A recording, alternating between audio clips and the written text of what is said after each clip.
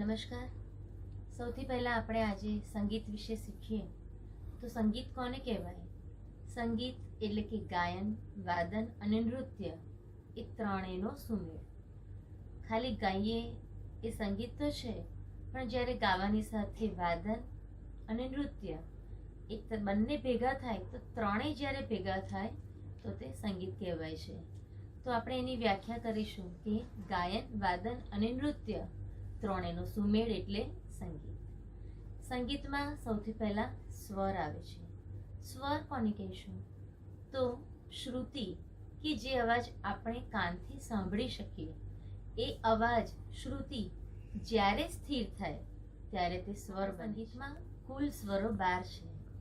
12 કેવી રીતે?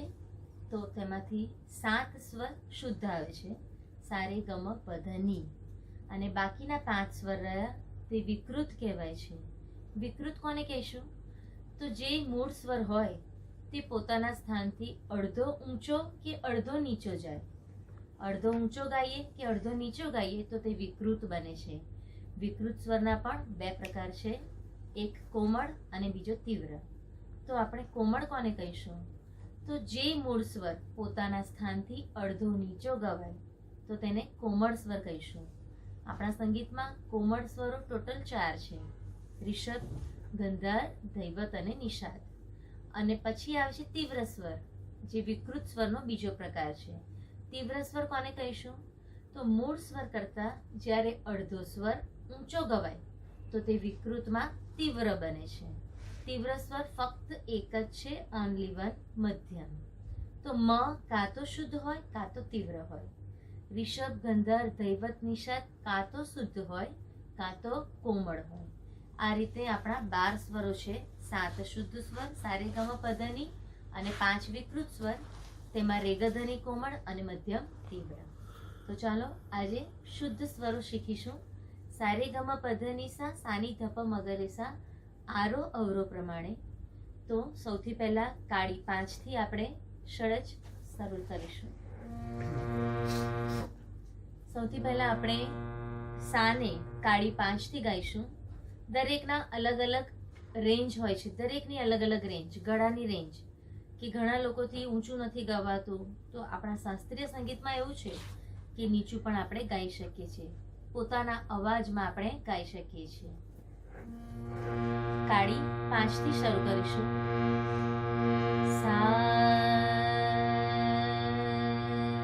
સૌથી પહેલા આપણે પાયો પાકો કરવો પડે કોઈ પણ વસ્તુમાં. જેમ કે નાના બાળકને પણ આપણે ભણવા મોકલીએ તો એને સૌથી પહેલા લેસન્સ બધા નથી શીખવાડતા, પણ એને શરૂઆત કક્કાથી, બારાક્ષરીથી, કે પછી એને નાની નાની કવિતાઓથી શરૂઆત કરે છે. તો સંગીતમાં સૌથી પહેલો સા આવે છે. તો સા જ જેનો બેસુરો હોય તો તેનું આખું બધું ગીત જ બેસુરું થઈ જાય. તો સૌથી પહેલા આપણે સાને પાકો કરવો પડે, એને ઘૂંટવો પડે. સા.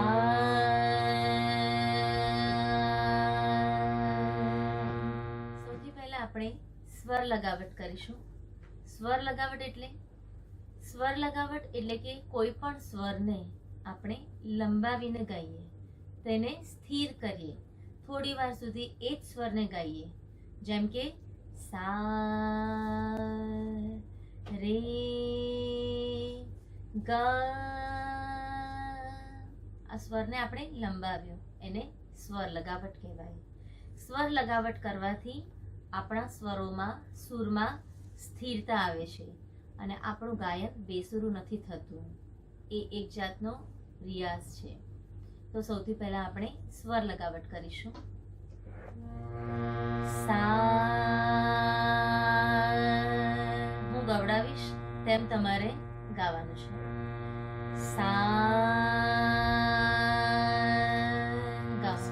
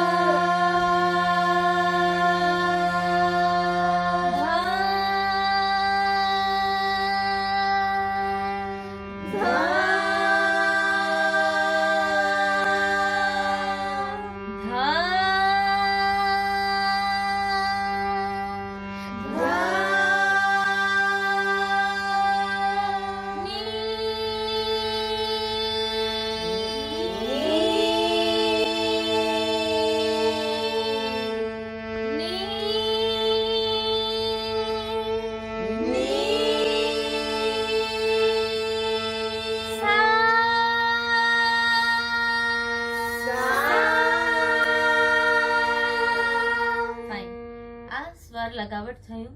હવે આપણે સ્વરોને આરો અવરોમાં ગાઈશું. 7 શુદ્ધ સ્વરોને.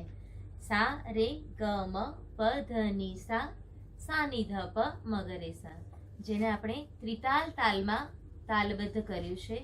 તો આપણે ત્રિતાલમાં સા રે ગ મ પ ધ ની સા, સા ની ધ પ મ ગ રે સા, આરો અવરો. આરો અવરો શીખીએ, પણ આરો અને અવરો એટલે શું? તો આરો એટલે કે સ્વરોનો ચડતો ક્રમ. જેમ આપણે દાદર ચડીએ છીએ, એક પછી એક સ્ટેપ ઉપર જાય, તેમ સ્વરો પણ એક પછી એક ઊંચે જાય છે. ષડજ કરતા રિષભ ઊંચો, રિષભ કરતા ગંધાર, ગંધાર કરતા મધ્યમ, મધ્યમ કરતા પંચમ, પંચમ કરતા દૈવત, દૈવત કરતા નિષાદ અને નિષાદ કરતા ષડજ. તાર સપ્તકનો ષડજ ઊંચો. તો સૌથી પહેલા આપણે સ્વરોને ચડતા ક્રમમાં ગાઈશું. સા રે ગ મ પ ધ ની સા, સ્વરોનો ચડતો ક્રમ એટલે કે આરો. અને આરો ગાયા પછી તેનો ઉતરતો ક્રમ કરીશું. તો સા ની ધ પ મ ગ રે સા, એને આપણે કહીશું અવરો. સ્વરોના ઉતરતા ક્રમને અવરો કહીશું. તો ચાલો આરોથી શરૂઆત કરીએ. સા રે ગ મ પ ધ ની સા. ગાઓ. સા રે ગ મ પ ધ ની સા. સ્વરોને આપણે સ્થિર જ સિમ્પલ ગાવાનું છે. એને આપણે એના પર ભાર નથી આપવાનો. સા રે ગ એવું નથી કરવાનું. સા રે ગ મ પ, એવી રીતે ગાઈશું. સા રે ગ મ પ ધ ની સા. ગાઓ.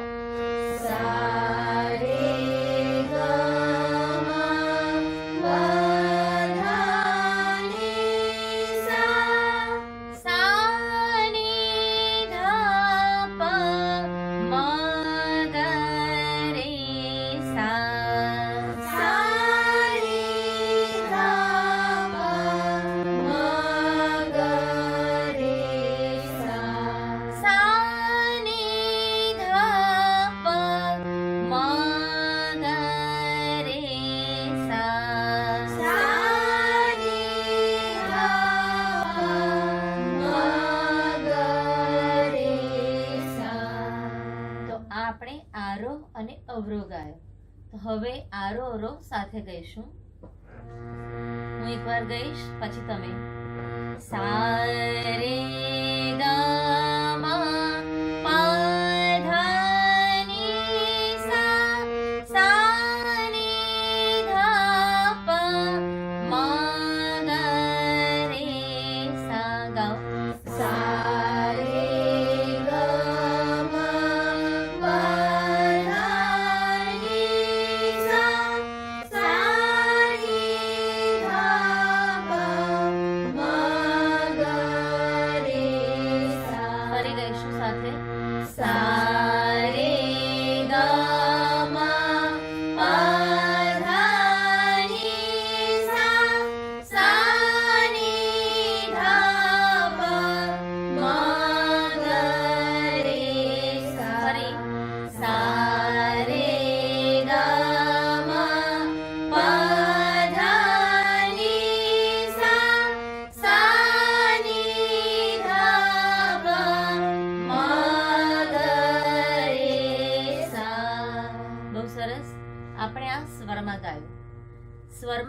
પછી સ્વરોને આપણે આકારમાં ગાવાના છે.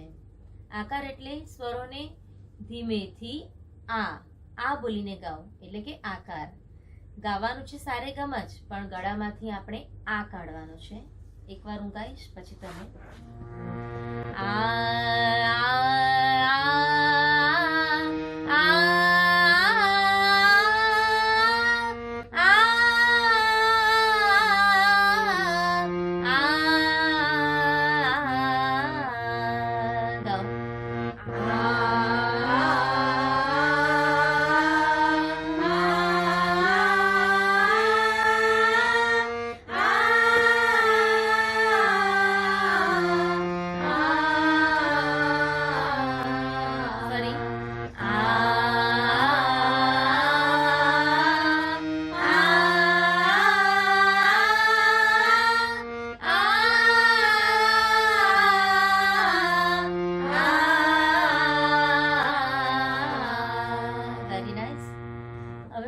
कि नमक बिन खाना वैसे ही ताल बिन गाना.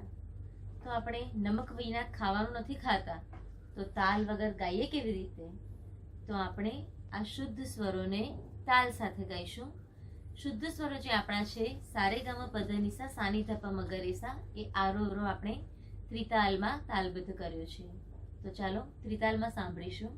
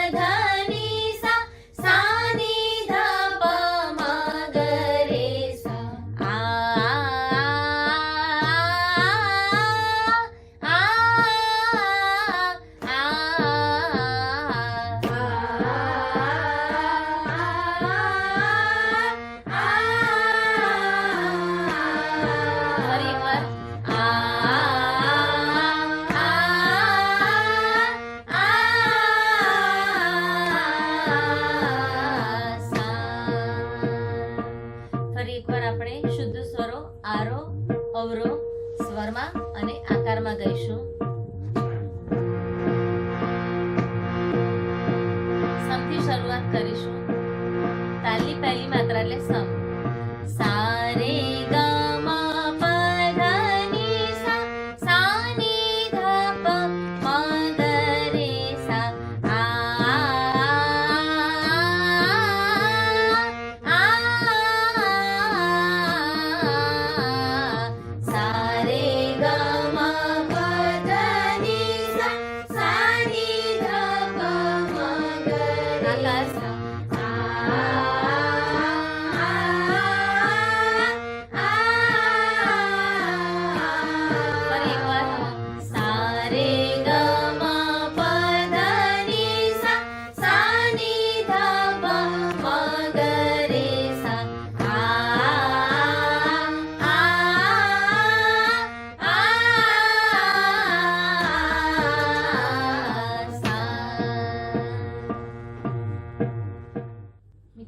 આજે આપણે સંગીતમાં બેઝિક કે સંગીતની વ્યાખ્યા, પછી સ્વરના પ્રકાર, શુદ્ધ સ્વર, વિકૃત સ્વર, આરો અવરો, તાલ સાથે આરો અવરો, આટલું આપણે શીખ્યા.